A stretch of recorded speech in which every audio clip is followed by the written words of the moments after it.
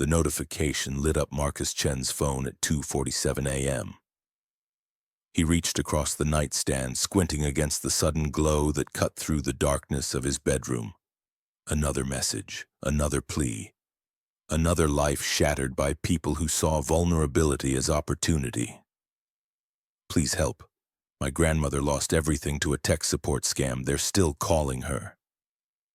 Marcus sat up in bed, the blue glow of his screen illuminating his face. He scrolled through the message, his jaw tightening with each line. The grandmother had received a pop-up warning that her computer was infected. She called the number on the screen. They remotely accessed her system. They drained her bank account, $18,000 meant for medical bills and her granddaughter's wedding. This was the third desperate message that week. Marcus built his YouTube channel on exposing scammers through elaborate pranks and live confrontations. His early videos were almost playful, wasting scammers' time, playing characters, turning their own tactics against them for entertainment.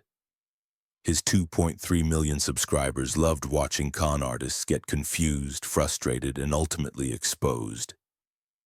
But lately, the messages flooding his inbox were getting darker. The scams were getting bolder.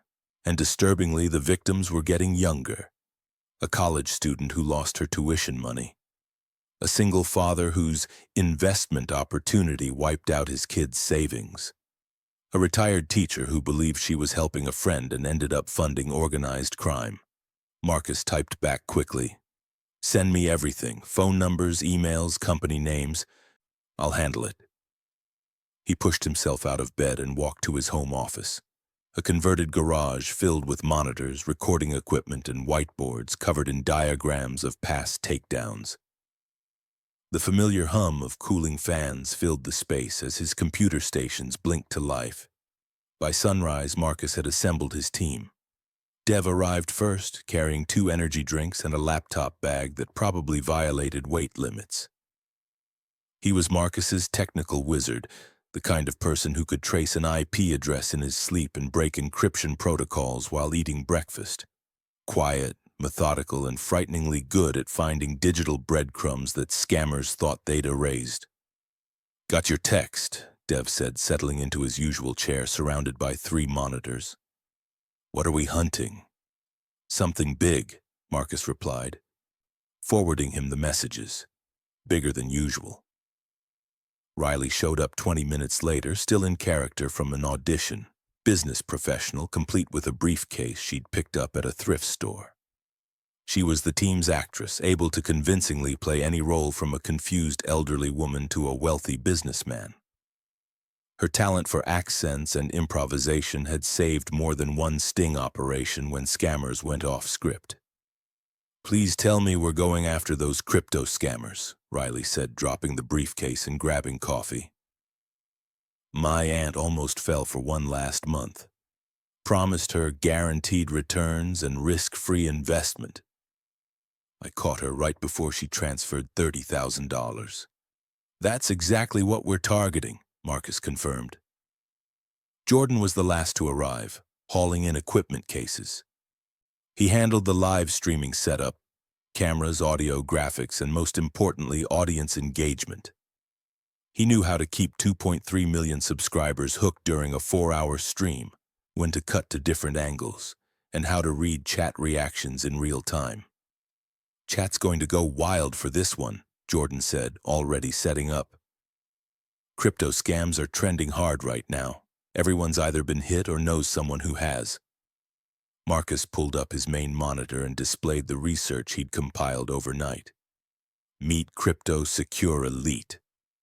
The screen filled with a polished website, professional design, testimonials from satisfied investors, real-time trading charts, and prominently displayed security badges.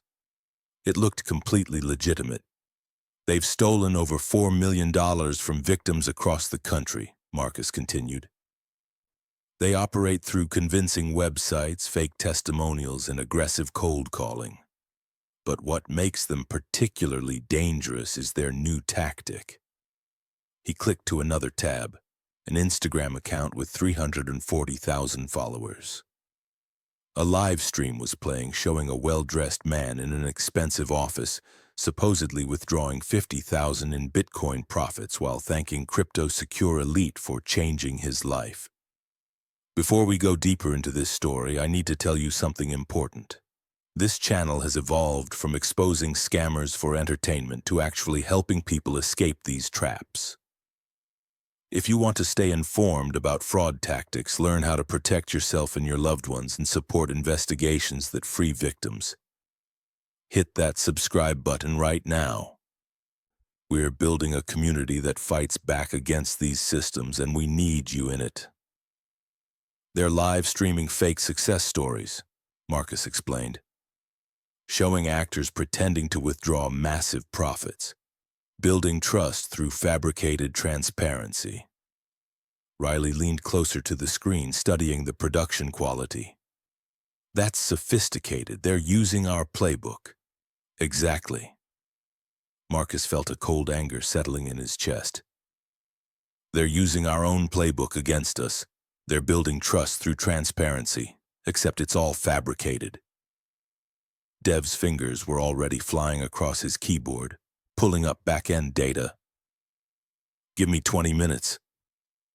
Those 20 minutes stretched into 2 hours of intense work, tracing domains, following payment processors, mapping connection patterns. The rest of the team reviewed victim statements, each one more heartbreaking than the last. A retirement fund, a small business loan, money borrowed from family that could never be repaid. Finally, Dev looked up, his face grim. I've tracked their operation to 3 call centers, one in Kolkata, one in Manila, and surprisingly, one right here in Los Angeles. They're compartmentalized. The overseas centers handle volume, hundreds of cold calls daily. But the U.S. operation handles the high-value targets. That's where they close the big deals. Marcus leaned forward, studying the map Dev had created. This was bigger than their usual targets. Much bigger. Can we infiltrate? Dev smiled for the first time that morning. Already done. I created a profile for Robert Wellington, a retired executive with $500,000 to invest. Detailed LinkedIn, employment history. Even a fake divorce settlement to explain the sudden liquidity. They've been calling him, well, you, for 2 days straight. The plan was simple but dangerous. Marcus would go undercover as Robert, accept a meeting with the LA-based scammers, and expose them live on his channel. But this time, they needed more than viral content. They needed evidence, real evidence. Not just recordings for entertainment, but the actual moment when the scammers revealed their operation, something prosecutable. Riley interrupted his thoughts, her voice serious. Marcus, we need to talk about something. The tone made everyone stop. Riley pulled up a spreadsheet on the shared screen, rows and rows of data, highlighted sections, notes in the margins. I've been doing research on CryptoSecure Elite's social media. Their Instagram account has 340,000 followers. Real people are watching these fake live streams and believing them. But here's what's strange. Some of the commenters defending the company are using the exact same phrases, like they're reading from a script. Bots? Jordan suggested, already familiar with fake engagement tactics. Maybe. Or, Riley pulled up another document. I cross-referenced the accounts. 37 of them are connected to people who were reported missing in financial fraud cases over the past 2 years. The room went cold. Marcus felt his stomach drop. What are you saying? Riley met his eyes. I'm saying these aren't just scammers stealing money. They're recruiting victims to become part of the scam. Once someone loses everything, they're offered a choice. Help us scam others, or we expose your investment losses to everyone you know, Turboin. Plus we report you to authorities as complicit. Dev's fingers flew across his keyboard, pulling up case files, missing person reports, and financial complaint databases. That would explain the compartmentalization. The victims don't even know they're working for a scam. They think they're legitimate customer service reps or social media managers for a real company. Marcus felt his entire understanding of the situation shift. Every scammer they'd pranked before was a clear villain, someone actively choosing to hurt people for profit. But this was a pyramid of victims creating more victims, all controlled by someone at the top who remained invisible. "We need to rethink this," Marcus said quietly. "If we expose the LA office live, we might be destroying people who are victims themselves." Riley nodded, her expression troubled. "But if we don't expose it, more people lose everything. We're talking millions of dollars, lives ruined, families torn apart." The notification sound broke the tension. A sharp chime from Marcus's phone. Robert Wellington had received an email. Marcus opened it and everyone crowded around to read, "Congratulations, your investment profile has been approved for our Elite tier program. We would like to meet you in person to finalize your account and discuss exclusive opportunities available only to our top investors. Tomorrow, 2 p.m., Pacific Tower, Suite 1840. Please bring cashier's checks or cryptocurrency wallet access credentials. This is a limited-time opportunity. Slots at this tier fill quickly." Marcus looked up at his team, Dev already calculating logistics, Riley studying the email's psychological manipulation tactics, Jordan mentally planning camera angles and streaming strategy. "Tomorrow," Marcus breathed. "We go live tomorrow." But now the question wasn't just how to expose the scammers. It was how to do it without destroying the people trapped inside the system. People who might have started out just like the grandmother whose message woke Marcus at 2:47 a.m. The team studio looked like a war room preparing for an operation that could change everything. Monitors lined every wall, displaying chat replays from past streams, analytics dashboards tracking viewer engagement, and whiteboards covered in diagrams outlining previous scam takedowns. In the center sat Marcus's main workstation, 3 curved screens forming a command center where he orchestrated every exposure, but this time felt different. Dev pulled up the Robert Wellington profile on the largest monitor. The fictional identity was a masterpiece of digital deception, a complete life story built from scratch over the past month. LinkedIn showed a 30-year career in pharmaceutical sales, complete with recommendations from former colleagues. A Facebook profile displayed family photos carefully sourced from stock image sites. Property records showed a house in Newport Beach purchased during a fictional divorce settlement. "I've been building this identity since we first heard about CryptoSecure Elite," Dev explained, scrolling through the details. Robert Wellington is a recently divorced executive who just received a $500,000 settlement. He's lonely, financially comfortable, but not sophisticated about investments, and looking for ways to grow his money quickly before retirement. Riley studied the profile with an actress's critical eye. "You gave him emotional vulnerability. That's smart. These scammers don't just target greed. They target people in transition. Divorced, recently retired, grieving. Anyone whose normal judgment might be compromised." Marcus's phone buzzed. Another email to Robert Wellington's account. He opened it and read aloud, "Mr. Wellington, congratulations on taking the first step toward financial freedom. Our senior investment analyst has personally reviewed your profile and believes you're an ideal candidate for our Elite tier program. We've reserved a complimentary portfolio analysis for you, a $5,000 value, absolutely free. Click here to schedule your priority consultation." See the pressure tactics? Jordan highlighted sections of the email on screen. Complimentary, but with a fake dollar value attached. Senior analyst personally reviewed, making it feel exclusive. Reserved suggests scarcity, and that countdown timer at the bottom, classic artificial urgency. Dev pulled up call logs. They've been calling Robert, meaning you, Marcus, for 2 days straight. 7 calls yesterday alone, each one more insistent than the last. He played back a recording. A smooth male voice oozed confidence. Mr. Wellington, I completely understand your hesitation. That's exactly what separates smart investors from impulsive ones. But let me share something with you. We had another client, similar situation to yours, who waited 3 weeks to decide.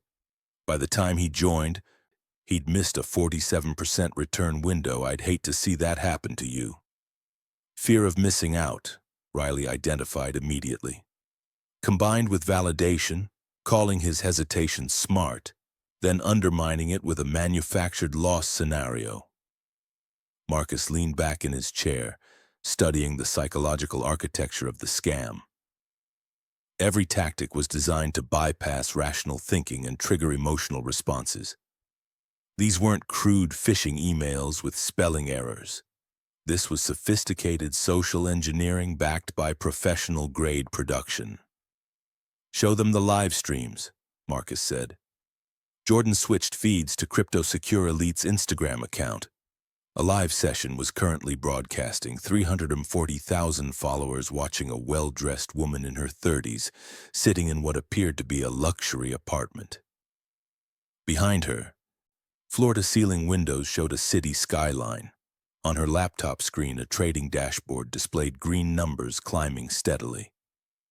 And there it is, she said, her voice trembling with apparent emotion. $63,000 in profit in 90 days. I still can't believe this is real. She clicked through screens, supposedly withdrawing the funds to her bank account. Tears welled in her eyes. 3 months ago, I was about to lose my apartment. I had $8,000 to my name, my last savings. A friend told me about CryptoSecure Elite. I was terrified, but I took the chance. And now, the comments section exploded with congratulations and questions about joining. That entire thing is staged, Dev said flatly. The trading dashboard is a screen recording on loop. The city skyline is stock footage. And watch this. He pulled up frame analysis software, isolating sections of the video. See how the lighting on her face doesn't quite match the window reflection? She's in front of a green screen. The whole environment is fabricated. Riley watched the stream with growing anger. But people believe it. They see the tears, the genuine emotion, and they think it's proof. She's a good actress, probably hired through some freelance platform with no idea what she's really promoting. Or she knows exactly what she's promoting, Jordan countered, and she's part of the problem. Marcus thought about Riley's research from the previous day. The 37 social media accounts defending the company, all connected to people reported missing in financial fraud cases. Or she's trapped. Another victim who couldn't pay back her losses and got recruited. The room fell quiet. Dev broke the silence. I've mapped their entire operation structure. 3 call centers handling initial contact and qualification. The LA office closes high-value deals in person, anyone investing over $100,000. But there's something else. He pulled up a network diagram showing money flows. After victims transfer funds, the cryptocurrency moves through 12 different wallets within hours. It's sophisticated laundering designed to make tracking nearly impossible. But I've been following the patterns for 3 months. All roads lead back to 3 main accounts, then offshore to the Cayman Islands and Singapore. Marcus studied the diagram. So even if we expose the LA office tomorrow, the people at the top might stay hidden. Unless we get them to reveal themselves during the confrontation, Dev confirmed. We need someone in that office to either name the real operators or provide access to their internal systems. Riley stood abruptly and started pacing. Marcus, we need to talk about the ethics here. Jordan groaned. Not this again? Yes, this again, Riley shot back. We're about to walk into an office and publicly destroy people who might be victims. Stream it to hundreds of thousands of people. Turn them into viral content. And what if Marcus is right? What if most of them were forced into this? Then they should have gone to the police, Jordan argued. With what evidence? While being threatened with exposure and criminal charges? Riley's voice rose. You think it's that simple? Marcus held up a hand. She's right. We need to rethink our approach. Jordan looked incredulous. You're not seriously considering backing out? We have the meeting confirmed. Robert Wellington is approved for Elite tier. We'll have cameras evidence everything we need for the biggest exposure video we've ever done. That's exactly the problem, Marcus interrupted. We've been thinking about this like content, like entertainment. But these are people's lives. He stood and walked to the whiteboard, uncapping a marker. New objective. We don't just expose the scam. We document it in a way that separates the real criminals from the coerced workers. We gather evidence that federal authorities can actually use for prosecution. Dev nodded slowly. That changes the technical requirements. We need more than hidden cameras. We need wire transfers, communication logs, internal documentation showing the coercion model. Can you get that? Marcus asked. If we can get physical access to their network, yes. I'll need about 3 minutes on one of their computers to install a backdoor that gives me access to their entire system. Riley stopped pacing. 3 minutes is a long time during a meeting. How do you create that window? That's where you come in, Marcus said. We need a distraction, something that feels natural but gives Dev remote access. They spent the next 2 hours planning every detail. Marcus would enter as Robert Wellington, wearing camera glasses and a microphone. Jordan would monitor the stream from a van outside, managing the live broadcast and audience. But the new element was Dev's infiltration. He would pose as Robert's personal financial advisor, there to review documentation before any money changed hands. It's actually perfect, Dev said, warming to the role. High net worth individuals often bring advisors to investment meetings. It gives us credibility and explains why I'll be asking technical questions and requesting to see their system architecture. Riley pulled up the email again. There's something else we need to address. Look at the comment section on their live streams. Not just the defenders using scripted language. Look at the questions people are asking. She highlighted several. How do I join? Is there a minimum investment? Can someone from Canada participate? I have $25,000 saved. Is that enough to start? These are real people, Riley said quietly, watching right now, planning to invest.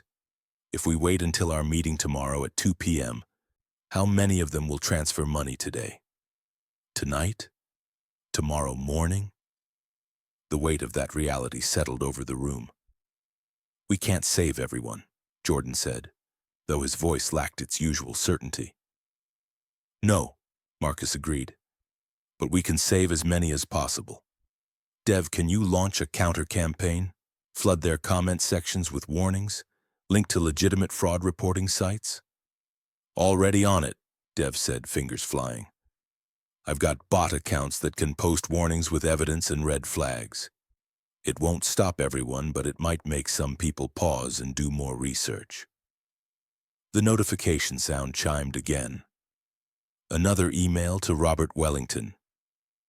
Mr. Wellington, we're thrilled to confirm your Elite tier consultation tomorrow at 2 p.m. Pacific Tower, Suite 1840.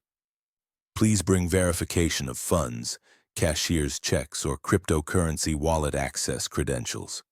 Our senior team is excited to welcome you to a community of successful investors who've already discovered the financial freedom you're seeking. Slots at this tier fill quickly, and we have 17 other qualified candidates waiting. This is your moment. See you tomorrow. The CryptoSecure Elite team. Marcus read it aloud, and everyone heard the manipulation woven through every sentence. Fake urgency, social proof, appeal to belonging, the promise of transformation. Tomorrow, Marcus said, we find out who's running this operation. We separate the perpetrators from the prisoners. And we make sure this doesn't just become another viral video. We make sure it ends with actual justice. Riley met his eyes. And if your sister is really in there? If Emily is one of the people we expose? Marcus had spent 15 years believing Emily was dead. The possibility that she was alive, trapped in exactly the kind of operation they were about to destroy, was almost too painful to process. Then we save her, he said simply. That's the whole point. We save everyone who wants out. Dev pulled up the final logistics. Equipment check tomorrow at noon. We go live at 1:45 p.m., giving viewers 15 minutes to gather before we enter the building. Jordan, you'll manage chat and flag any threats or warnings. Riley, you're on backup. If something goes wrong, you call the authorities. And Marcus, I know, Marcus said. Get them talking. Get them to explain the system. Get evidence that holds up in court. As the team began final preparations, Marcus looked at the wall of monitors showing victim testimonials, screenshots of fake success stories, and the ever-growing list of people who'd lost everything to CryptoSecure Elite. Tomorrow, the trap they'd carefully built would spring shut. But whether it would catch the real criminals or just destroy more victims depended entirely on what they found inside Suite 1840. And who was waiting for them there. If this story is hitting you differently than typical scam content, if you're realizing that fraud is more complicated than villains and victims, then this channel is for you. We don't just chase viral moments anymore. We document real investigations that lead to real justice. Subscribe and turn on notifications because the cases we're working on right now are even more complex than this one, and you'll want to follow how they unfold. Pacific Tower rose 43 stories above downtown Los Angeles, its glass facade reflecting the afternoon sun in blinding sheets of light. Marcus stood on the sidewalk across the street, adjusting his tie, a detail that Robert Wellington would care about. The building screamed legitimacy. Expensive cars lined the circular driveway. Security guards in crisp uniforms monitored the entrance. A digital directory in the lobby listed law firms, venture capital groups, and financial advisory companies.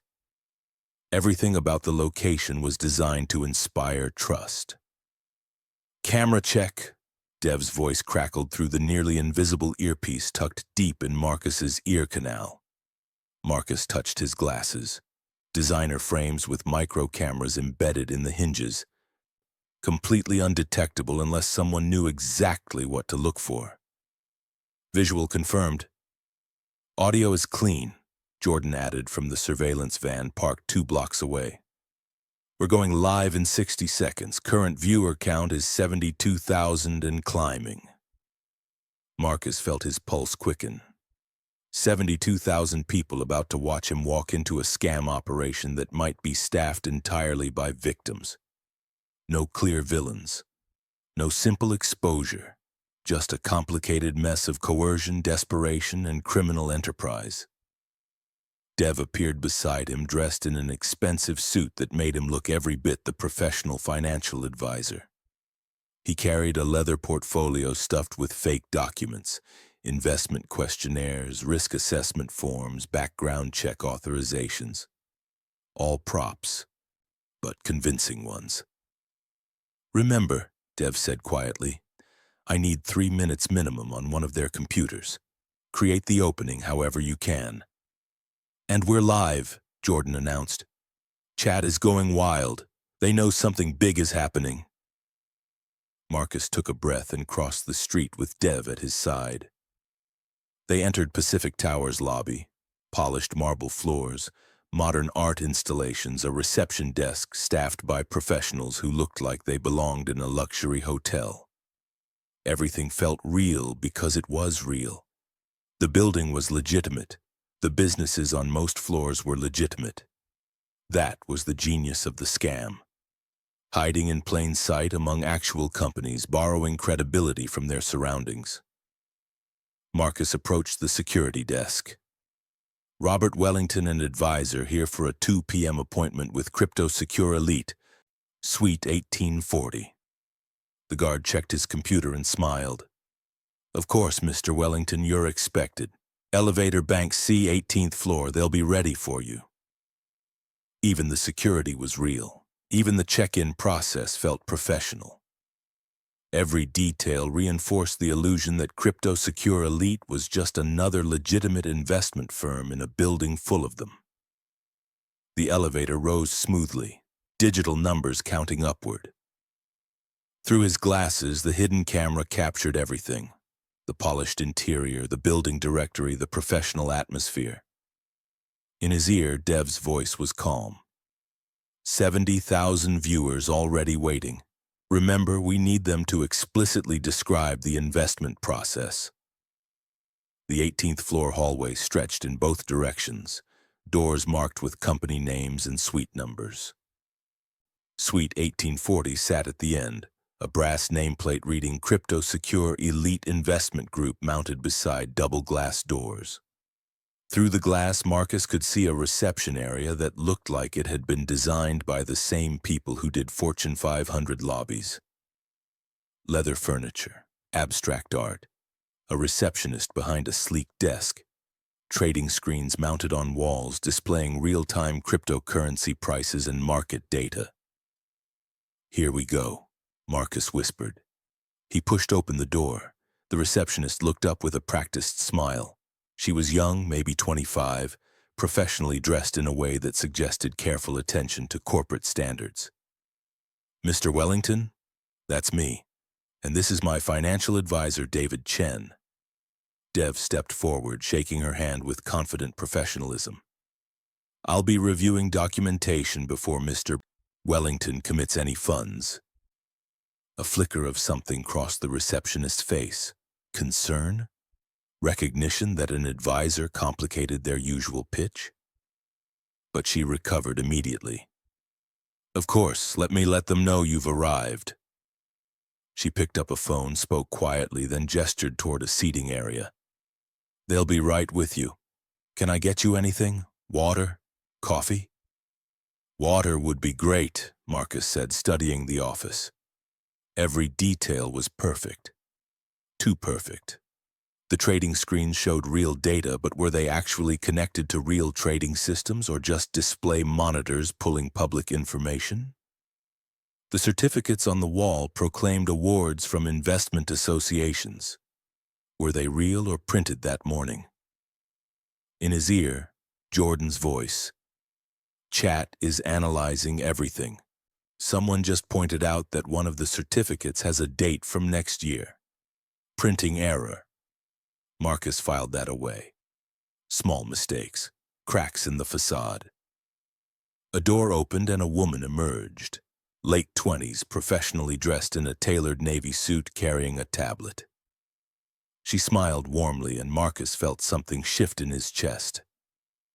Mr. Wellington, I'm Sarah Chen. Please come in. Chen, his last name. Marcus froze for a fraction of a second. The surname was common enough. Chen was one of the most prevalent Chinese surnames in the world. It had to be coincidence. But something about her face, the shape of her eyes, the way she tilted her head slightly when she spoke. Is everything all right? She asked, her smile faltering slightly. Yes, sorry, just excited. Marcus followed her through the door, his mind racing. In his ear, Dev was saying something urgent, but the blood rushing through his head made it hard to focus. The conference room was immaculate. A long table with 8 leather chairs, wall-mounted screens showing real-time cryptocurrency charts. Windows offering a view of downtown LA that probably cost extra rent. 2 other people sat at the table. A man in his 40s with tired eyes and a woman in her 30s who looked like she hadn't slept well in weeks. This is David, our senior investment strategist. Sarah Chen introduced the man, and Michelle, who handles portfolio management. Everyone shook hands. Professional greetings. Business cards exchanged. Marcus studied their faces, looking for signs of coercion, desperation, anything that might indicate they were victims rather than perpetrators. "Before we begin," Sarah said, her smile never wavering, "I need to verify your identity and investment capability." She slid a form across the table, standard financial disclosure documents, or at least convincing approximations. As Marcus began filling it out, he studied her face more carefully. There was something familiar about her features, the curve of her jaw, the way her eyes crinkled slightly at the corners. A memory tugged at the edge of his consciousness. A photograph on his parents' mantel before they'd removed it after the memorial service. His pen stopped moving. Emily had been 23 when she disappeared. That would make her 38 now. This woman looked younger, but makeup and stress could account for that. Emily had been involved in an investment scheme before vanishing. This woman worked for an investment scam. Marcus? Sarah Chen's voice dropped to a whisper. The professional smile vanished completely, replaced by something that looked like fear and recognition mixed together. His pen clattered onto the table. In his ear, Dev's voice was frantic. "Marcus? What's happening? Your heart rate just spiked. The camera is shaking." "Marcus, do you know who I am?" Sarah asked quietly, glancing at David and Michelle, who were suddenly tense, their hands moving under the table in a way that suggested panic buttons or hidden weapons. Marcus's mind flashed back 15 years. His sister, Emily Chen, the one who'd gotten involved in an online investment scheme that promised guaranteed returns. The one who'd called their parents crying about losing everything she'd invested, then disappeared 3 days later. The one they'd searched for until the trail went completely cold. The one who'd been declared legally dead after 7 years of absence. The sister whose disappearance had driven Marcus to start his YouTube channel in the first place, turning his obsession with exposing scammers into content, making something productive from his rage and grief. "Emily?" The word barely came out. She closed her eyes, and in that moment Marcus knew. 15 years. 15 years she'd been alive while he'd mourned her, built a career on destroying people like the ones who'd taken her, never knowing she might be on the other side of those operations. "We need to talk," she whispered, "but not here, and not on camera." She looked directly at his glasses. "Yes, I know," she said. "David, Michelle, give us the room." The two others stood immediately. No questions asked, and left through a side door. The moment it closed, Emily's professional demeanor shattered completely. Her hands started shaking. "You shouldn't be here, Marcus. You need to leave. Now." "You're alive." His voice sounded distant, like someone else was speaking. "You've been alive this whole time. And if you expose this operation today, I'll be dead by tomorrow, really dead." She gripped the edge of the table. "Do you understand what you've walked into?" Through his earpiece, Dev was frantic. "Marcus, chat is exploding. 78,000 viewers. They know something's wrong. Your vitals are all over the place. Should we cut the feed?" Marcus pulled out the earpiece, letting it dangle from his collar. In the van, Jordan would be panicking, trying to figure out what was happening. His subscribers would be flooding the chat with questions and theories. "Tell me everything," Marcus said. Emily sank into a chair, her head in her hands. For a long moment, she just breathed.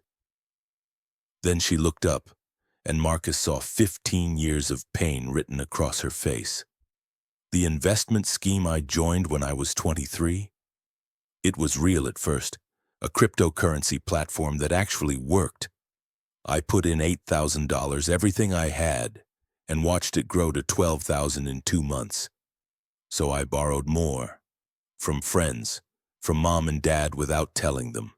$25,000 total. Marcus remembered. His parents had discovered money missing from their savings account.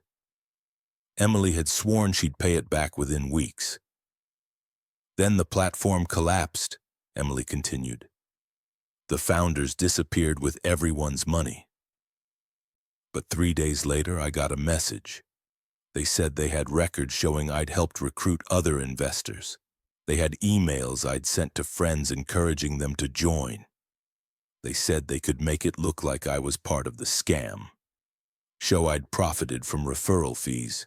They'd go to police with evidence of money laundering unless I worked for them. Her voice cracked. I was 23 and terrified. They showed me fake documents that looked real enough to destroy my life. So I ran, changed my name, moved constantly, worked for different operations, always the same model. Help recruit investors or face criminal charges. You could have come home. With what? With fabricated evidence that would send me to prison? With threats to expose Mom and Dad's involvement since their money was part of my investment pool? Emily's eyes filled with tears.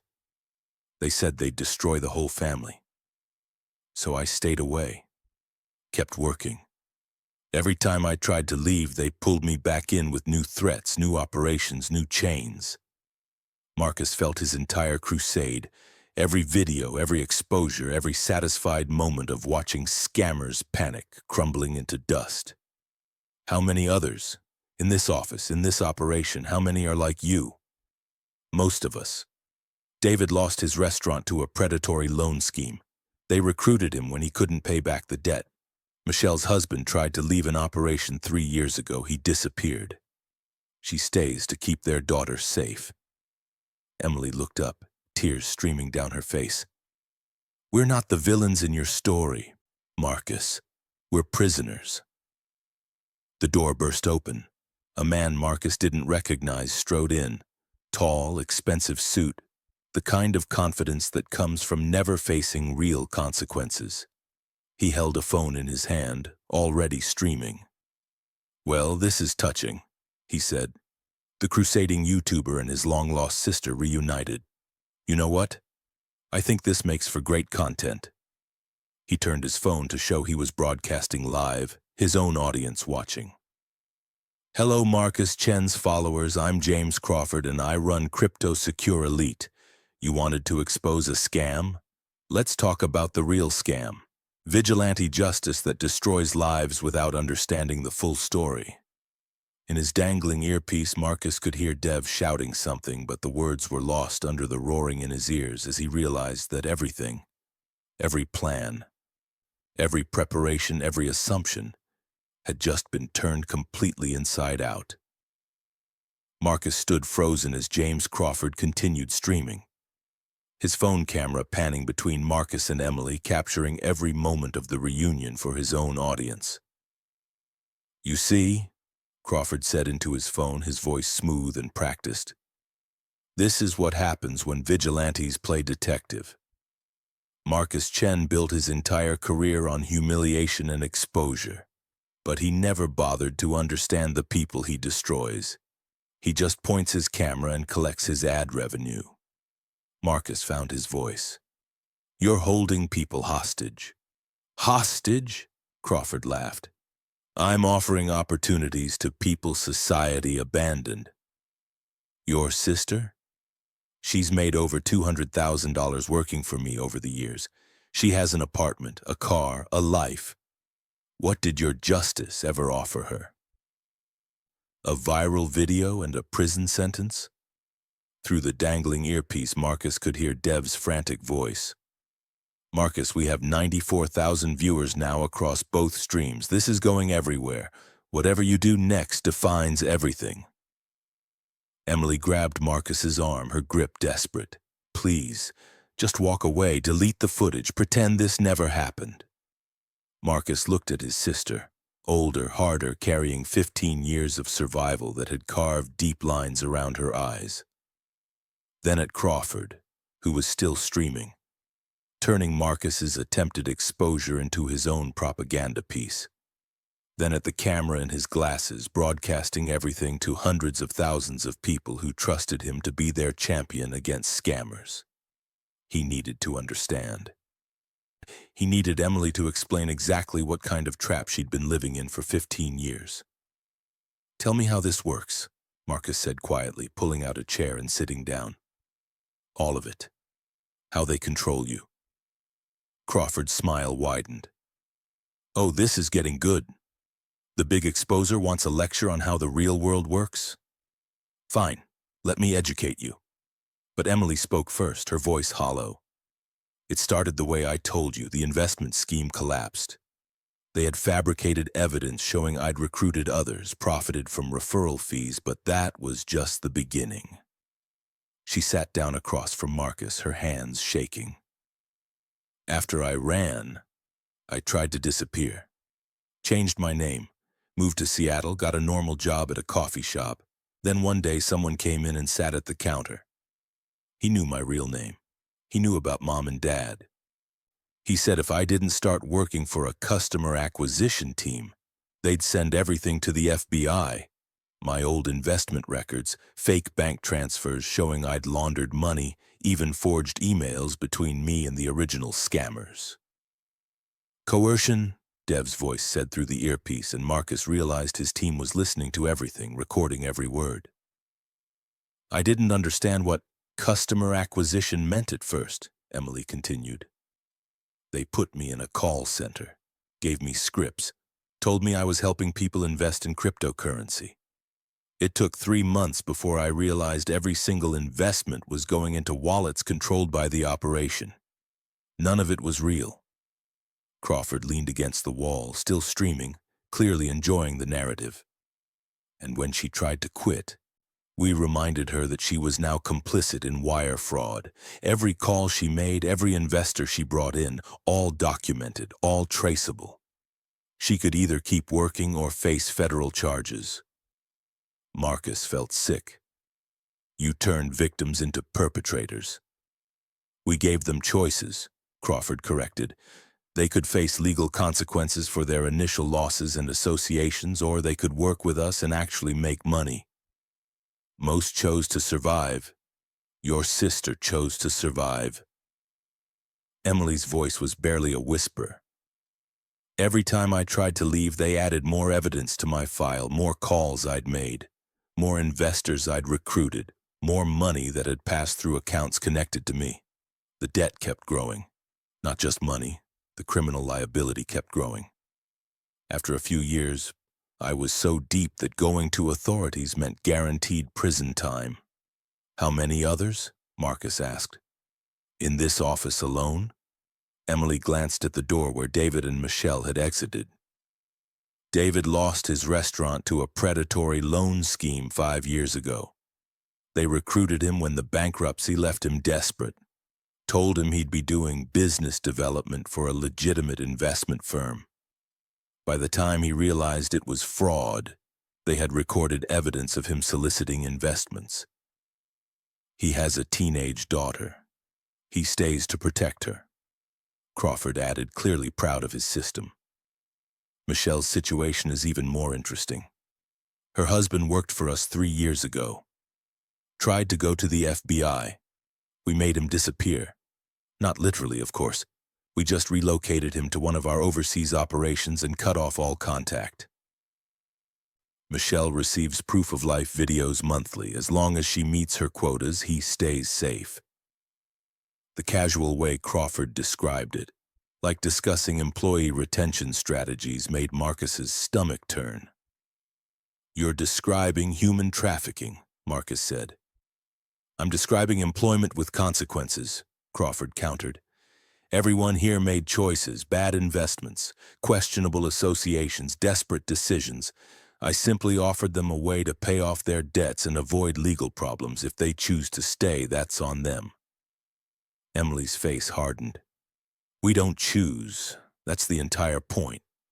Every day we work here, you add more evidence to our files, more calls, more transfers, more complicity. The only way out is prison or disappearing like Michelle's husband. Those aren't choices. That's a cage." Marcus thought about every scam exposure video he'd ever made. The comments section always filled with people demanding the scammers face consequences, go to jail, suffer for their crimes. But how many of those scammers were actually people like Emily? Victims who'd been cornered, threatened, and gradually transformed into perpetrators against their will. How many people work for CryptoSecure Elite? Marcus asked. Crawford smiled. Across all our operations, about 240 active personnel. About 70% started as investors who lost money. The other 30% came from other failed schemes. All of them chose to work with us rather than face the alternatives. All of them were coerced, Marcus corrected. Semantics. Crawford waved dismissively. The point is, if you expose this operation on your little YouTube channel, you're not destroying evil scammers. You're destroying 240 people who are already trapped. You'll make them unemployable. You'll expose them to legal liability. And you'll do it while patting yourself on the back for fighting fraud. Through his earpiece, Jordan's voice, Marcus, chat is divided.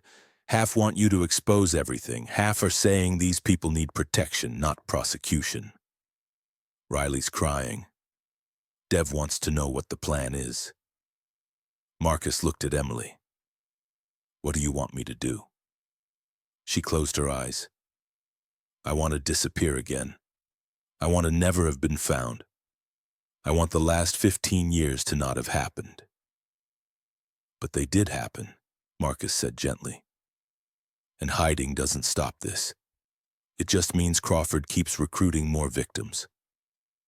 More Emilys, more Davids, more Michelles. Crawford's expression shifted slightly, the confident smirk fading into something colder. You're thinking about being a hero. Let me explain why that's a bad idea. He pulled out his phone, opened an app, and turned the screen toward Marcus. It showed a file directory with names, hundreds of names. Every person who works for us has a file. Audio recordings, video documentation, financial records, all showing their participation in wire fraud, money laundering, and conspiracy. If this operation gets exposed, if law enforcement comes through that door, these files go to every major news outlet and federal agency simultaneously. You'd incriminate yourself, Marcus said. I'll be in Singapore before the FBI can get a warrant. But your sister, David, Michelle? All 240 people who work for us, they'll face everything. And the best part? Crawford's smile returned.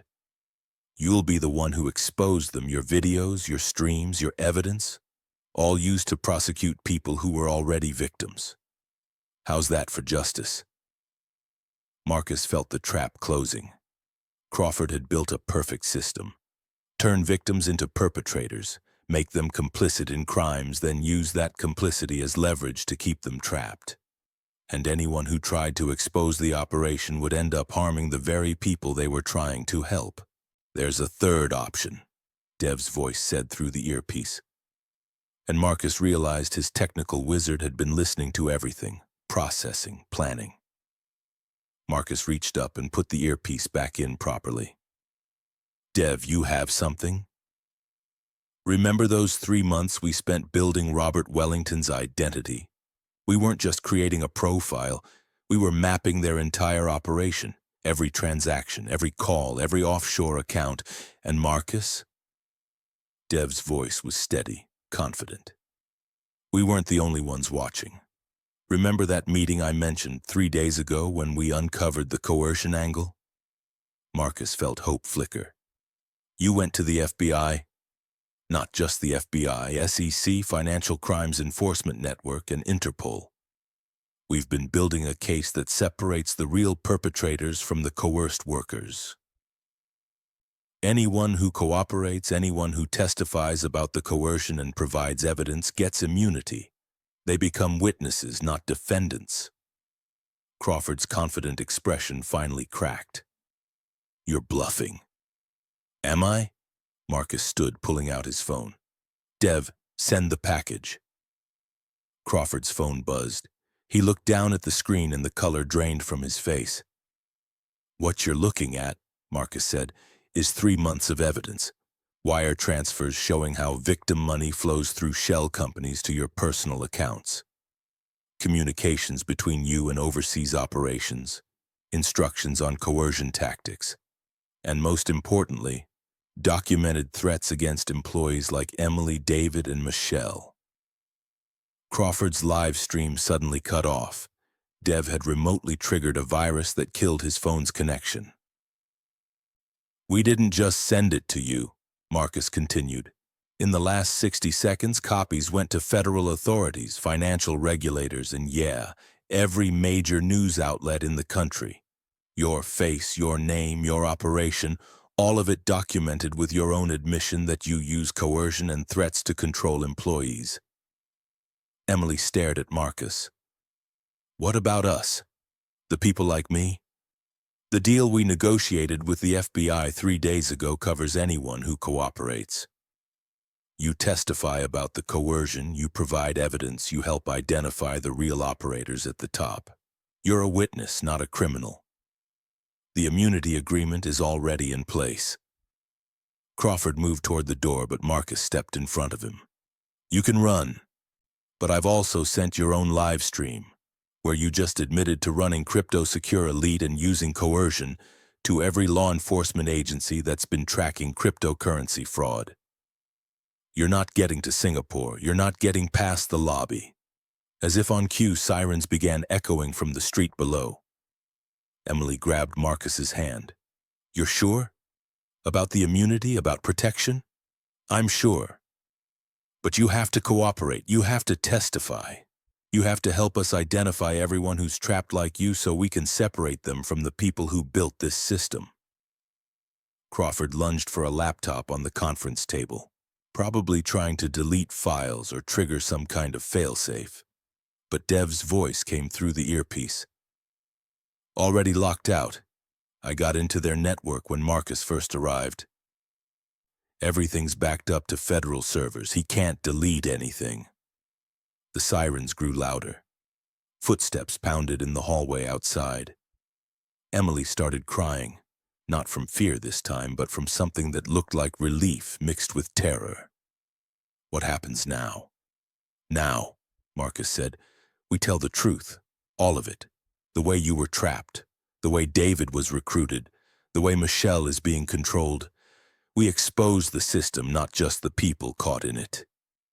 The conference room door burst open. Federal agents flooded in, weapons drawn, shouting commands. Crawford was forced against the wall, handcuffed, read his rights while shouting about lawyers and warrants. An agent approached Emily with unexpected gentleness. "Ms. Chen, I'm Agent Rodriguez. We've been briefed on your situation. We need to ask you some questions. But you're not under arrest. You're a witness." Emily looked at Marcus one more time. "What about the others? David, Michelle, everyone?" "They get the same deal," Agent Rodriguez confirmed. "Cooperation for immunity. We're separating victims from perpetrators. That's the whole point of this operation." As agents secured the office and began documenting evidence, Marcus turned back to his camera, put his earpiece in, and went live again to his stream. Now over 120,000 viewers watching. "To everyone watching," he said quietly, "this isn't a prank. This isn't entertainment. This is what happens when fraud becomes a system that traps victims and forces them to create more victims. Sometimes the person you think is the villain is actually just someone who ran out of choices." In the van outside, Jordan and Riley were simultaneously crying and cheering. Dev was coordinating with federal agents, providing access to the evidence files he'd been compiling for months, and Emily sat in the conference room surrounded by agents, finally able to tell the truth about 15 years of imprisonment hiding in plain sight. The worst kind of cage, the one that looked like freedom. "Here's something most channels won't tell you. Your subscription actually matters beyond just numbers." Every subscriber gives us more credibility when we approach federal authorities with evidence. Every view on these investigations helps victims see they're not alone and can come forward safely. If you believe in justice that understands complexity instead of just punishing people, subscribe now. Your support literally helps us free people from these operations. The conference room had become a stage with two competing audiences watching from opposite corners of the internet. Marcus's stream showed federal agents securing the room, Emily sitting with her face in her hands, Crawford being handcuffed against the wall. His viewer count had exploded to 147,000 people, chat moving so fast it was impossible to read individual comments. But Crawford's stream, before Dev killed it, had been broadcasting to his own audience of nearly 60,000 followers who believed they were watching a legitimate businessman being attacked by a vigilante YouTuber. In Marcus's ear, Jordan's voice was urgent. Marcus, you need to see this. Crawford's audience didn't disappear when his stream cut. They migrated to Twitter, Reddit, and your own comment section. Half your chat is now people defending CryptoSecure Elite and calling you a fraud. Through his camera glasses, Marcus could see Agent Rodriguez coordinating with other federal agents, separating Emily from Crawford, documenting everything. But he also saw the notifications exploding on his phone. Thousands of messages, mentions, tags. Dev's voice cut through. Marcus, we have a problem. Crawford's final 30 seconds before I killed his stream are going viral. The clip where he accuses you of destroying innocent employees for content. It's been shared 40,000 times in the last 5 minutes. Marcus felt the narrative slipping away. He'd spent years building credibility as someone who exposed scammers. But Crawford had just weaponized that reputation against him, painting Marcus as the villain who destroyed desperate people for YouTube views. Emily looked up, her eyes red. This is what I meant. This is why I said to walk away. He turns everything into a weapon. Every truth becomes a lie. Every victim becomes a perpetrator. That's how he controls people. Ms. Chen, Agent Rodriguez said gently, we need you to come with us for debriefing. You're not under arrest, but we need your statement while details are fresh. Emily stood, then turned to Marcus. What happens when your viewers see me in the next video? When they learn I've been working for a scam operation for 15 years, they won't see a victim, they'll see a criminal who got away with it. Before Marcus could respond, the door opened and David entered. The man who'd been introduced as the senior investment strategist. 2 agents flanked him, but he wasn't in handcuffs. His tired eyes found Emily. Is it true? About the immunity? Agent Rodriguez nodded. If you cooperate fully and provide testimony about coercion tactics, yes. You're a witness, not a defendant. David's shoulders sagged with relief so profound it looked like he might collapse. I lost my restaurant 5 years ago. Predatory loan with terms I didn't understand. When I defaulted, they came to me with a job offer. Business development for an investment firm. I thought it was legitimate. By the time I realized, his voice broke. I have a daughter. She's 16. I stayed because they said if I left, they'd make sure she knew her father was a con artist. Michelle appeared next, escorted by another agent. The woman who'd been introduced as the portfolio manager looked even more fragile than she had during the initial meeting. Where's my husband? She asked immediately. You said you'd find him. That was the deal. I cooperate, you find Michael. We have leads on 3 overseas operations, Agent Rodriguez confirmed. The moment Mr. Crawford provides locations, we're coordinating with international authorities. But we need you to walk us through everything you know about how they communicate with overseas facilities. Marcus watched the scene unfold. 3 people who'd been painted as scammers in his mind, now revealed as hostages in a system designed to trap them. Through his earpiece, Riley's voice was thick with emotion. Marcus, You need to address your audience. Right now. The narrative is getting away from us. Jordan added, she's right. Twitter is calling this performative justice. Reddit threads are arguing about whether coerced workers deserve immunity. Your own comment section is 50-50 split between people calling for prosecution and people saying you should have cut the stream to protect them. Marcus looked directly at his camera, the tiny lens in his glasses that connected him to 147,000 people who'd followed his crusade against scammers. I need to say something, he said aloud. Agent Rodriguez glanced at him. Mr. Chen, we'd prefer you not broadcast active. People need to understand what they're seeing, Marcus interrupted. Because right now half the internet thinks I just destroyed innocent employees and the other half thinks these people should go to prison. Neither of those is true. He addressed the camera directly, knowing his team would make sure the audio was clear. To everyone watching, I know this doesn't look like the exposures you're used to. There's no clear villain being humiliated. There's no satisfying moment where the scammer panics and hangs up. That's because this is more complicated than I understood when we started. In the van, Jordan made sure the camera feed was stable, the audio was balanced, and the viewer count, now at 163,000, was visible. The woman you saw me talking to is my sister Emily. She's been missing for 15 years. I thought she was dead.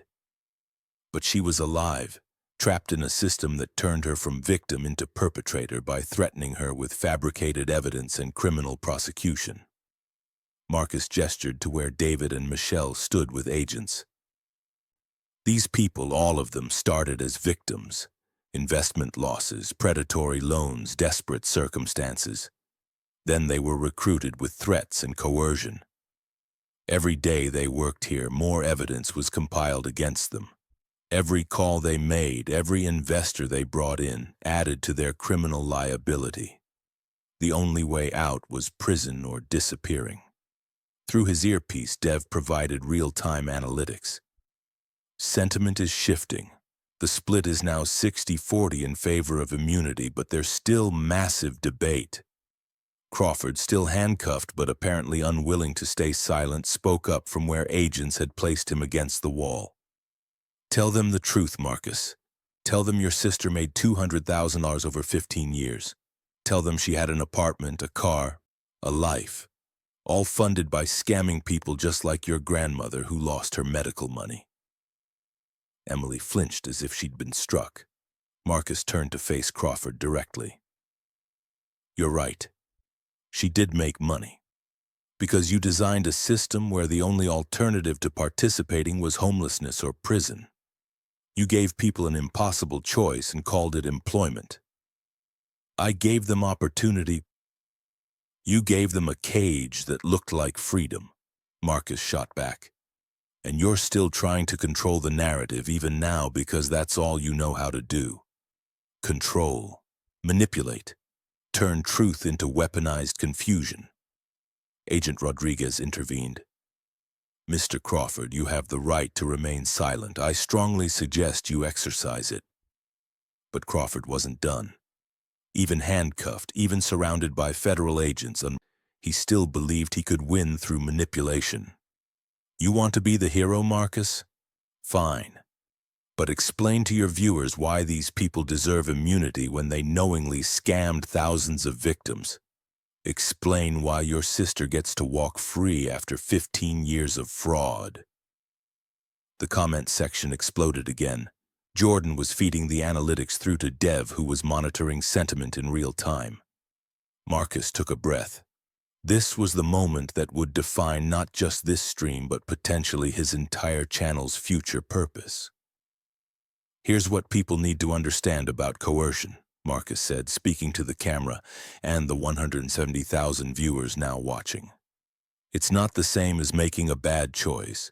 It's having someone systematically remove all your choices except the ones they want you to make. It's being told, Participate in fraud or face criminal charges. Work for us or we expose your family. Stay or your husband disappears. These aren't choices, these are threats with a compliance option attached. Emily stepped forward, her voice shaking but determined. I want to say something. Agent Rodriguez looked uncertain, but Marcus nodded. Emily faced the camera, the lens in Marcus's glasses that connected her to hundreds of thousands of strangers who would judge every word. My name is Emily Chen. 15 years ago, I made a bad investment. Lost everything. Then I was contacted by people who said they could make my legal problems disappear if I just helped with customer outreach. I was 23 and terrified. I said yes. And every day after that, I helped scam people just like me, desperate, vulnerable, looking for a way out. Her voice cracked, but she continued. I don't deserve forgiveness. I don't deserve immunity. I deserve to face the consequences of every person I hurt. But if the choice is between me going to prison or helping federal agents dismantle the system that creates people like me, I choose the second option. Not because it's fair, because it might actually stop this from happening to someone else. The silence in the room was absolute. Through the earpiece, Riley's voice was barely a whisper. Marcus, sentiment just shifted. 73% now support the immunity deal. Emily's statement is already being clipped and shared. But Marcus wasn't watching analytics. He was watching his sister, older, damaged, carrying 15 years of guilt and survival, finally telling the truth she'd been too afraid to speak. Crawford made one final attempt. Touching speech. But you still scammed thousands of people. You still profited from their losses. You still... Mr. Crawford, Agent Rodriguez said firmly, you're done talking. Two agents lifted Crawford to his feet and began escorting him toward the door.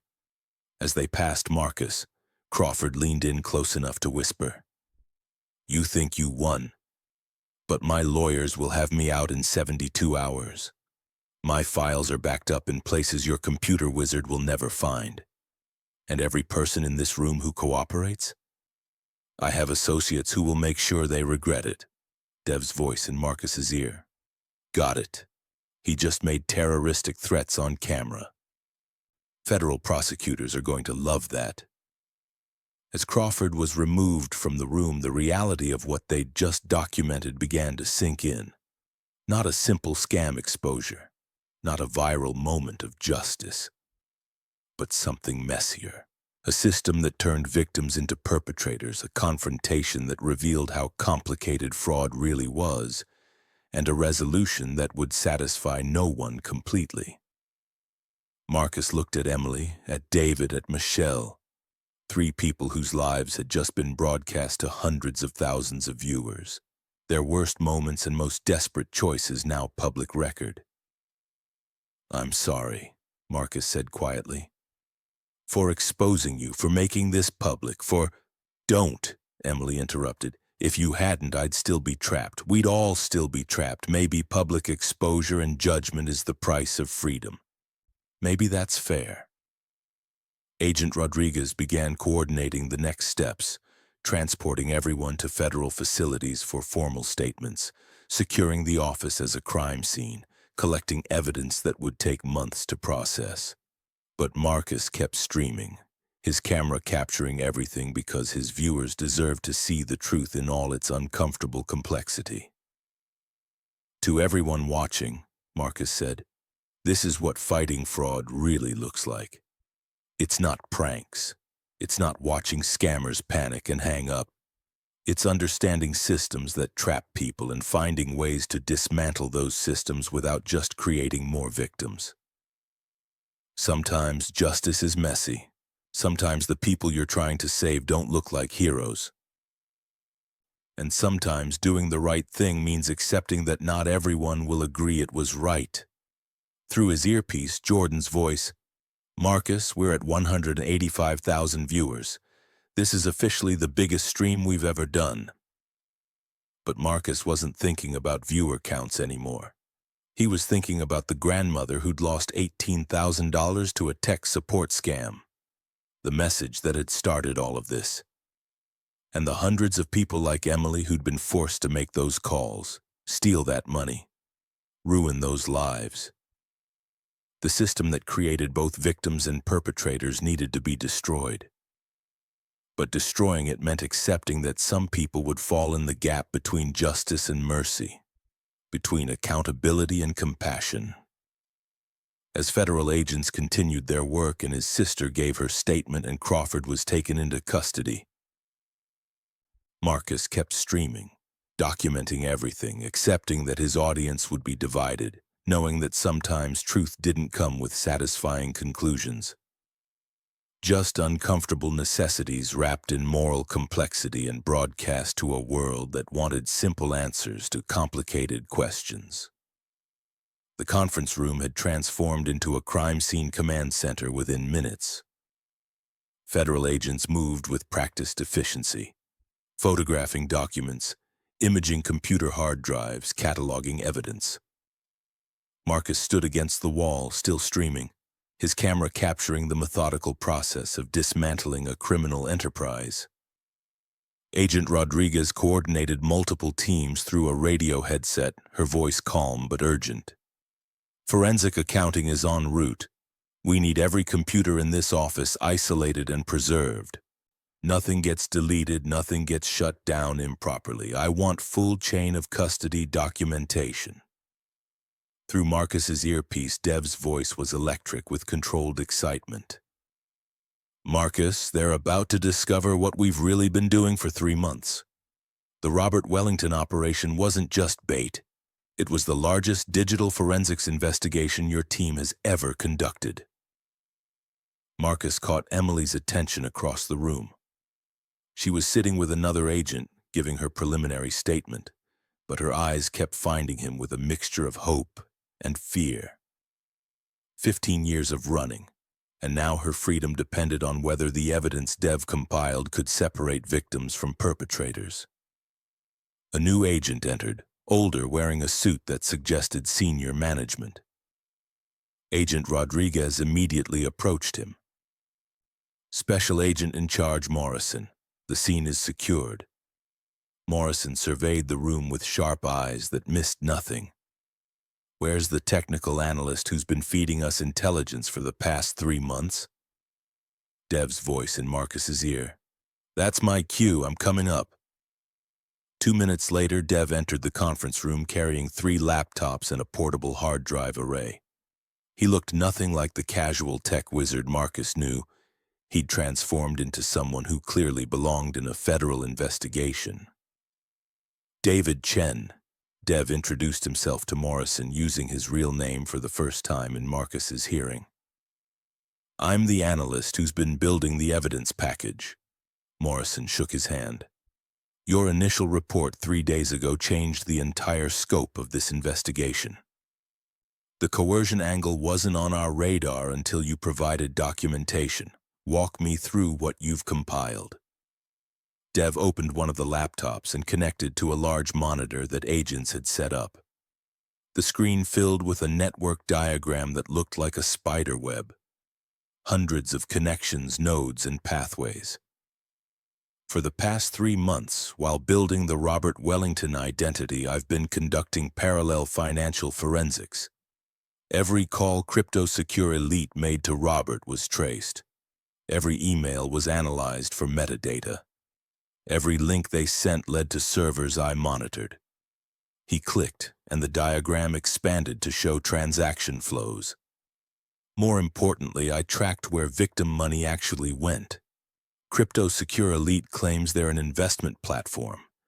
But watch what really happens when someone invests. The screen showed a cryptocurrency wallet receiving a transfer. Then within seconds, the funds split, moving through 12 different wallets in rapid succession. Sophisticated laundering, Morrison observed. Designed to make tracking impossible. Designed to make manual tracking impossible, Dev corrected. But I've been using blockchain analysis tools for 3 months. Every transaction leaves a permanent record. You can obscure the trail, but you can't erase it. He clicked again, and the maze of transactions suddenly resolved into 3 main destination wallets. All roads lead back to 3 accounts. From there, funds move offshore, Cayman Islands, Singapore, and surprisingly, a small bank in Cyprus that specializes in serving privacy-conscious clients. Agent Rodriguez leaned forward. "Can you prove these accounts belong to Crawford and his associates?" "Better than that," Dev said. "I can prove how much each account received when, and I can link them to identity verification documents Crawford submitted to the offshore banks, including his passport photo, utility bills from his Los Angeles residence, and a selfie he took in front of a Bitcoin ATM that directly funded one of the initial wallets." Morrison smiled for the first time. "That's exactly the kind of evidence that survives court challenges. But what about the coerced workers? How do we differentiate them from active perpetrators?" Dev switched screens. That's where the internal communications come in.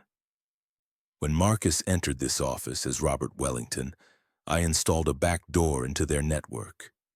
I've had access to their entire system for the past 2 hours. Emails, internal chat logs, threat documentation, everything. He pulled up a database showing personnel files. CryptoSecure Elite maintains files on every employee. Watch this. He opened Emily's file. It contained audio recordings of her initial recruitment, transcripts of threats made when she tried to quit, fabricated documents showing her involvement in wire fraud, and a running tally of her debt to the organization, both the money she initially lost and the supposed legal fees they'd incur protecting her if she cooperated. "Every coerced worker has a file like this," Dev explained. "Threats, fabricated evidence, documentation of their vulnerability. But the perpetrators, Crawford and about 16 others, their files are different." He opened Crawford's file. Instead of threats, it showed profit distributions, bonus structures, recruitment targets, and communications with overseas operations discussing expansion strategies. "This is how we separate them," Dev said. "The coerced workers have files documenting their control. The real perpetrators have files documenting their profits." Morrison turned to Agent Rodriguez. "This is prosecutable. This is more than prosecutable. This is the kind of evidence that builds RICO cases." Through Marcus's earpiece, Jordan's voice. "Marcus, you need to hear this. Chat sentiment just shifted dramatically. 87% now support the immunity deal for coerced workers." Dev's explanation is being clipped and shared across every platform. But Marcus was watching Emily's face as she processed that her entire recruitment, every threat, every moment of coercion had been documented by the people controlling her. "How many people?" Marcus asked. "How many coerced workers versus actual perpetrators?" Dev pulled up a summary chart. 243 total personnel across all operations. Based on file analysis, I've identified 204 as coerced workers who meet criteria for immunity consideration. The remaining 39 show evidence of willing participation, profit sharing, and direct involvement in recruitment and coercion tactics. 204 people trapped in this system, Morrison said quietly. And we almost prosecuted all of them as criminals. That was the genius of Crawford's model, Dev said. Turn victims into perpetrators, make them complicit, then use that complicity as leverage. Anyone who exposes the operation ends up destroying people who started as victims. Marcus thought about how close he'd come to doing exactly that, streaming a simple exposure that would have painted Emily, David, Michelle, and 200 others as scammers deserving punishment. There's more, Dev continued, his voice darkening. The offshore accounts don't just receive money from this operation, they fund others. He pulled up transaction records showing money flowing from Crawford's accounts to operations in the Philippines, Malaysia, and a cluster of addresses in Myanmar. Forced labor scam compounds, Morrison identified immediately. We've been tracking those with international partners. You're saying Crawford is connected? Not just connected, he's a major funding source. His operation here in LA generates clean-looking cryptocurrency that then funds overseas compounds where workers are held against their will in physical facilities.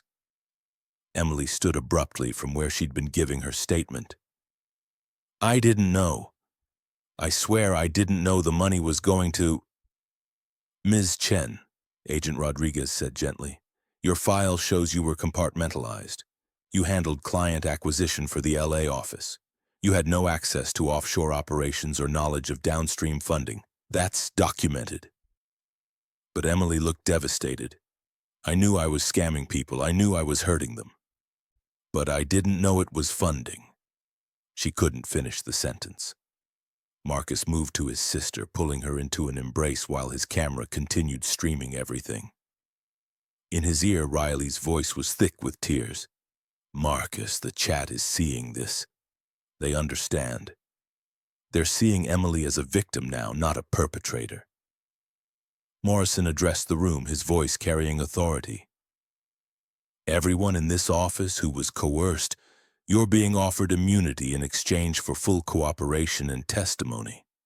But understand what that means. You'll testify about your recruitment, your coercion, and every scam call you made. You'll help us identify victims who need restitution. You'll face those victims in court even if you're not being prosecuted. This isn't a free pass, it's a different kind of accountability. David, who'd been sitting quietly, spoke up. My daughter. She can't know what I did here. She thinks I work for an investment firm. That's not something we can promise, Morrison said honestly. This is going to be public. The trial will be public. Your testimony will be public. The victims deserve to know who hurt them and why. If immunity means protection from prosecution, it doesn't mean protection from consequences. The weight of that reality settled over the room. Immunity from criminal charges didn't erase 15 years of fraud. It didn't undo the victims. It didn't restore the trust that had been weaponized against desperate people. Through his camera, Marcus addressed his audience directly. To everyone watching, this is what justice actually looks like in complex fraud cases. It's not clean, it's not satisfying. The people who were trapped in this system still hurt real victims. Those victims still deserve restitution and answers. But prosecuting the coerced workers doesn't stop the system, it just creates more victims. Breaking the system means accepting uncomfortable compromises. Dev pulled up another screen. There's one more thing. Crawford made a mistake after Marcus arrived. He played back audio from Crawford's final threat, the whispered warning about associates who would retaliate against anyone who cooperated. That's witness intimidation and terroristic threats made on camera after federal agents arrived. Combined with the coercion evidence, the money laundering documentation, and the connections to forced labor operations, Crawford is facing multiple federal charges with mandatory minimums that total decades. Morrison nodded. He'll die in prison if convicted on even half of these charges. Crawford, who'd been silent since being handcuffed, finally spoke from where agents had placed him. You think this ends with me? This operation has 16 partners.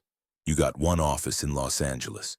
The overseas operations will continue. The money will keep flowing. You haven't stopped anything. You've just made headlines. Dev smiled coldly. About those 16 partners, we have names, locations, and evidence linking them to this operation. Federal warrants are being executed simultaneously in 4 states. International cooperation requests went out to authorities in 6 countries. You're not the only arrest happening today. You're just the most public one.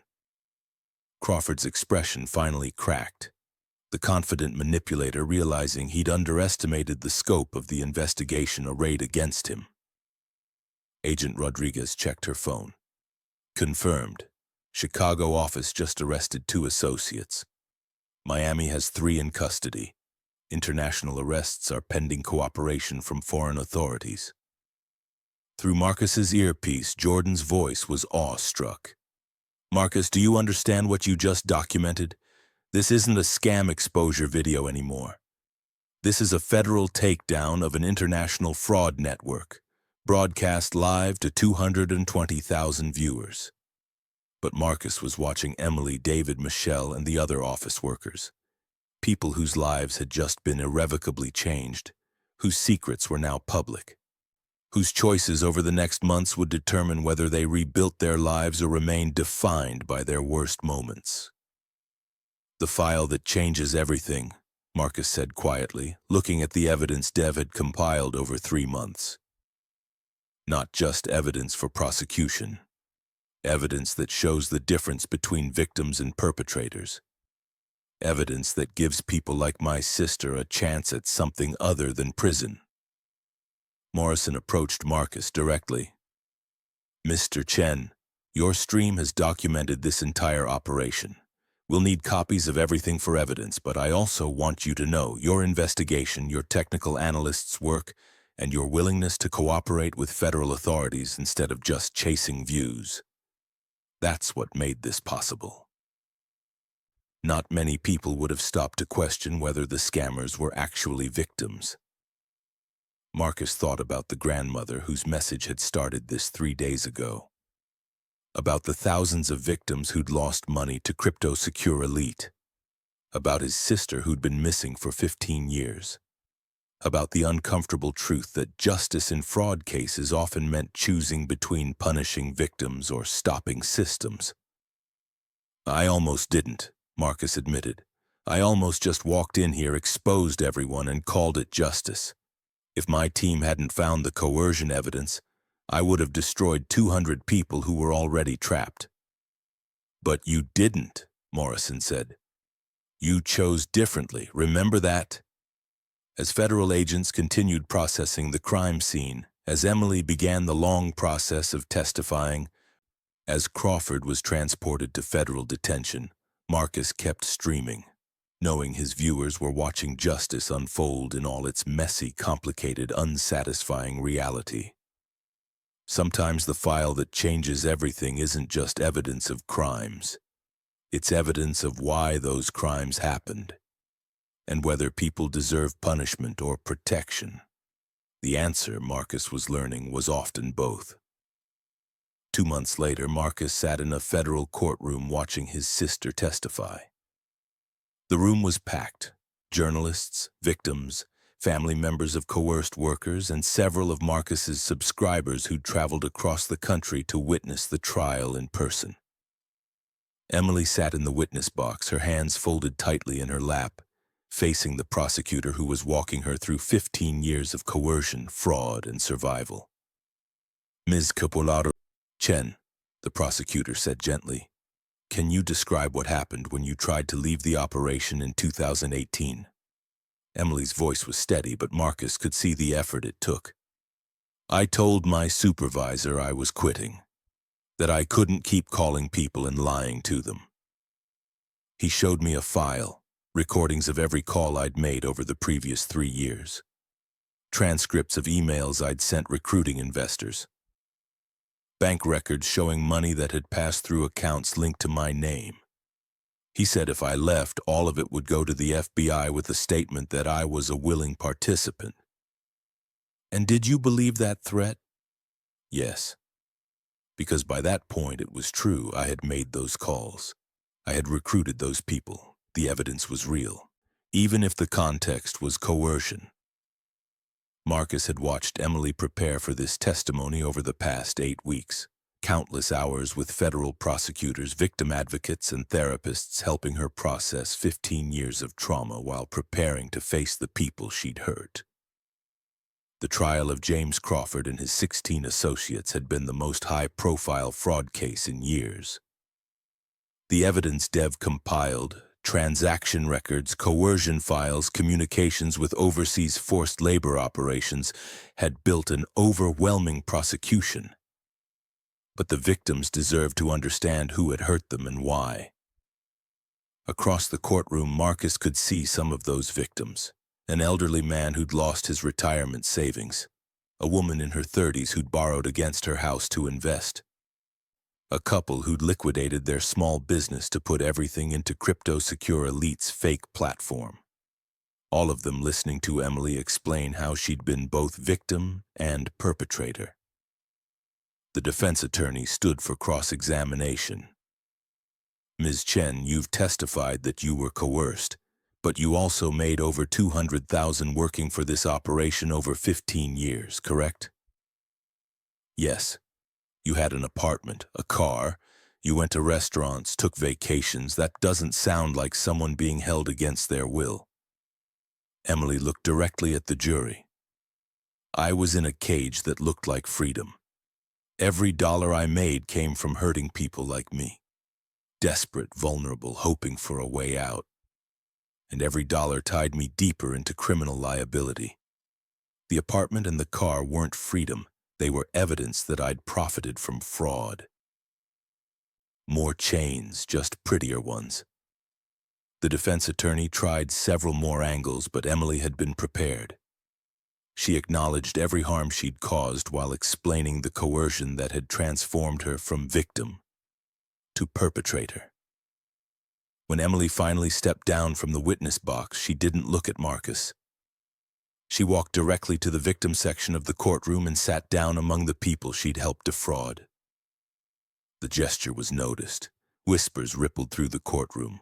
One of the victims, the elderly man who'd lost his retirement, shifted slightly, not quite making room but not moving away either.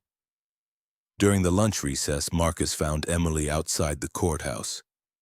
She was sitting on the steps, staring at her hands. You did well in there, Marcus said, sitting beside her. I told the truth.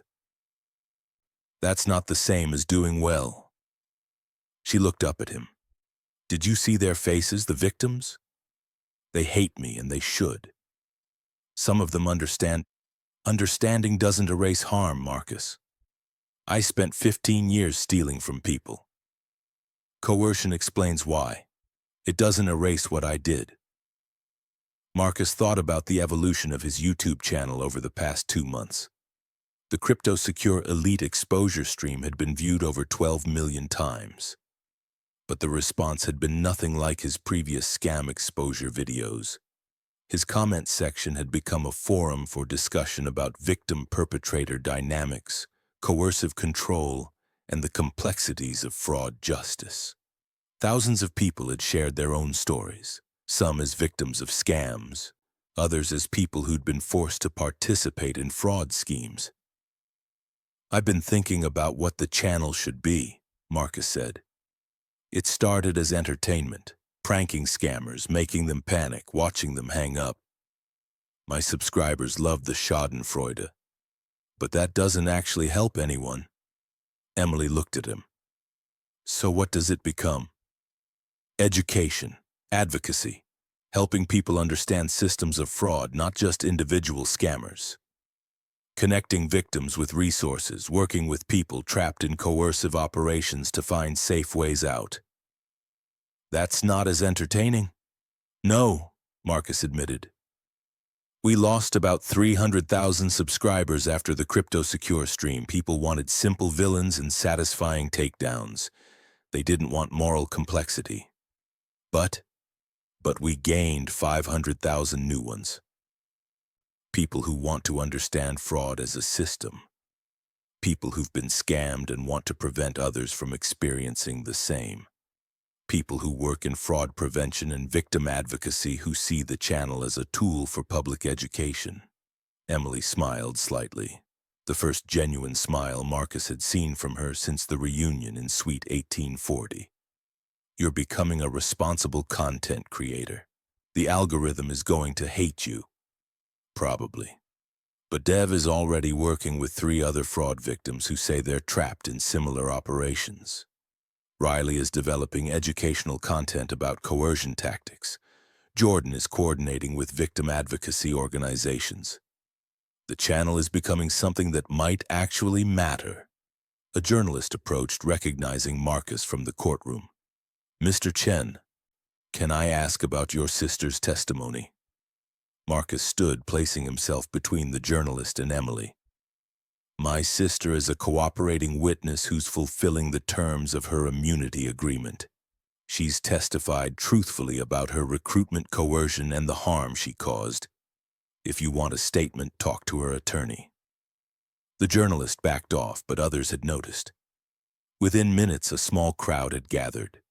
Journalists, curious observers, and several people Marcus recognized from his subscriber base who'd been attending the trial.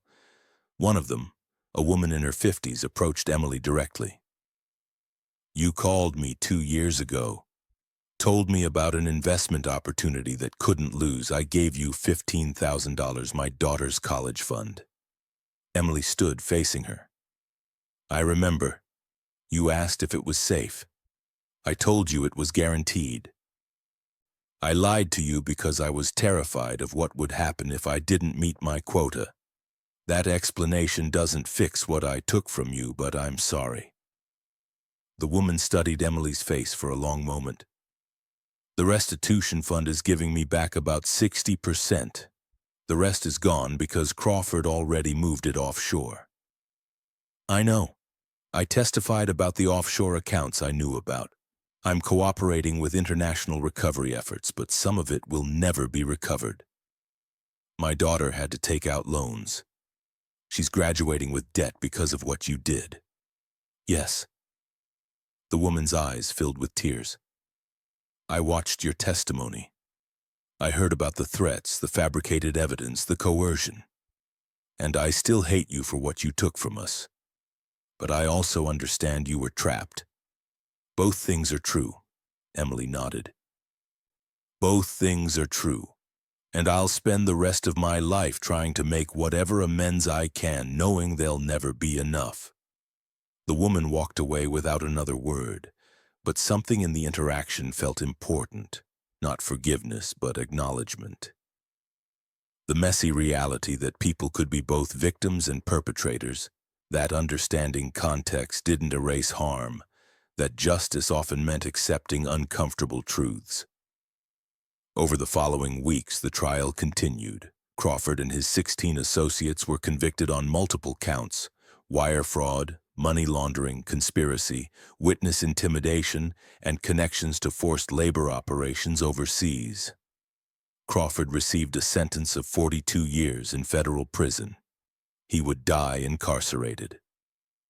The coerced workers, 204 people including Emily, David, Durdul, and Michelle, fulfilled their immunity agreements by testifying, cooperating with victim restitution efforts, and participating in educational programs about fraud prevention. Michelle's husband was located in a forced labor compound in Myanmar and extracted through international cooperation between U.S. and Thai authorities.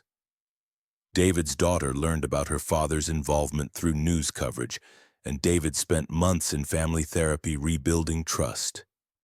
And Emily appeared in a video on Marcus's channel. 2 months after the trial concluded, Marcus posted "The Sister Who Came Back," a story about fraud, coercion, and complex justice. The video showed Emily's face, her real identity, her real story, for the first time publicly. She told everything. The initial investment loss at 23. The fabricated evidence. 15 years of running and being forced to scam others. The threats that kept her trapped. And the moment Marcus walked into Suite 1840, not knowing his missing sister was on the other side of the table. "I don't deserve forgiveness," Emily said directly to the camera. "I hurt hundreds of people. I stole their money, their trust, their security. The fact that I was coerced explains why. It doesn't erase what I did. But if sharing my story helps one person recognize the signs of a scam, or helps one person trapped in a coercive operation find a way out, then maybe I can create something positive from 15 years of harm." The video hit 12 million views in 24 hours, but the real impact was in the comments. Hundreds of people admitted they were trapped in similar situations, working for operations they knew were fraudulent but couldn't leave due to threats, debt, or fabricated evidence. Marcus and his team created a secure reporting system. They partnered with federal authorities, victim advocacy organizations, and international fraud prevention agencies. The channel evolved from entertainment to intervention, from pranks to advocacy. 6 months after the CryptoSecure Elite takedown, Marcus received a message at 3:17 a.m., an echo of the grandmother's plea that had started everything. "I work for a company that I think is a scam. They have evidence that could destroy me if I try to leave. I've been here for 4 years. I can't do this anymore. Can you help us get out?" Marcus sat up in bed reading the message in the dark. Then he forwarded it to Dev, to Riley, to Jordan, and to the federal contacts they'd been working with. "Yes," he typed back. "We can help. Tell me everything." Because destroying scammers wasn't about humiliating individuals on camera. It was about dismantling systems that turned victims into perpetrators. It was about creating paths to freedom for people trapped in impossible situations. It was about accepting that justice often meant choosing between punishing victims or stopping the machines that created them. And sometimes the person you were trying to save had been in front of you all along, just waiting for someone to look beyond the surface and see the cage hidden inside the life. Marcus looked at his phone, at the message from someone trapped in the same system that had held his sister for 15 years, and felt the weight of responsibility that came with using a platform for something more than entertainment. Sometimes pranks destroyed scammers with a viral video and a million laughs. But sometimes destroying scammers meant destroying the systems that created them, freeing the people trapped inside, and accepting that real justice was messy, complicated, and rarely satisfied anyone completely. Marcus replied to the message with detailed instructions on how to safely document evidence, how to contact federal authorities, and how to protect themselves while preparing to escape. Then he started planning the next operation, not for views, not for viral moments, but for the quiet, difficult work of actually making a difference. His sister had spent 15 years in a cage that looked like freedom. Now Marcus spent his platform building keys that could open those cages for others still trapped inside. That was the real prank on scammers. Not humiliation, but liberation. Not destruction, but reconstruction. Not punishment, but the kind of justice that recognized victims could become perpetrators. Perpetrators could face consequences, and systems could be dismantled one careful investigation at a time. The notification count on his phone kept climbing. More messages, more trapped workers, more people who'd seen Emily's video and recognized their own situations. Marcus got out of bed and walked to his studio where monitors blinked to life and his team was already assembling digitally, ready to start the work that mattered more than any viral moment ever could. Sometimes the story didn't end with a villain in handcuffs and a triumphant stream. Sometimes it ended with a message at 3:17 a.m. and the quiet determination to help one more person find their way out of the darkness. That was enough. That was everything. Thanks for watching. This investigation took 3 months of work you didn't see, building fake identities, coordinating with federal agents, tracking offshore accounts. Subscribers get early access to behind-the-scenes breakdowns, extended interviews with victims who've agreed to share their stories, and updates on ongoing cases we can't fully publish yet. If you want the full picture of how we dismantle these fraud systems, subscribe now. And if this story changed how you think about scams and victims, share it. Someone in your life might be trapped in a situation like Emily's and not know there's a way out.